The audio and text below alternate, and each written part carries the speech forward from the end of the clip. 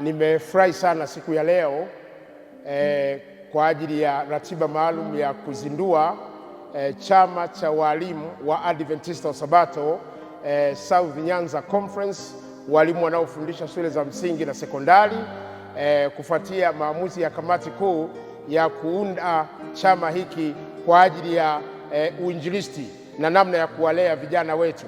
Lakini pia nimefurahi siku ya leo kuzindua chama cha wanafunzi wa shule ya msingi wa Adventista wa Sabato ambacho kimewekwa kama ilivyo asa kwenye sekondari ili kuwasaidia kuwalea vijana wa Kiadventista wanaosoma shule za msingi katika shule mbalimbali.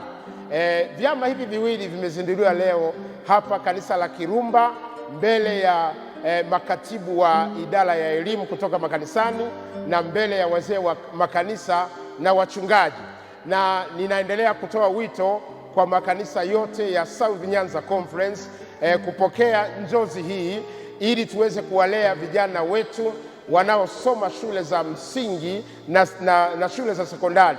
Lakini pia chama hiki cha walimu kiende kufanya kazi kubwa ya uinjilisti. Mashuleni kuna fursa kubwa ya uinjilisti, fursa ya kuongoa roho. Vijana wengi wa shule za msingi na sekondari wana kiu ya kutamani kumpokea Yesu na kufahamu habari za Yesu. Kwa ninatoa wito, twendeni sasa, shule zinapokuwa zinafunguliwa, twende tukawasaidie hao vijana.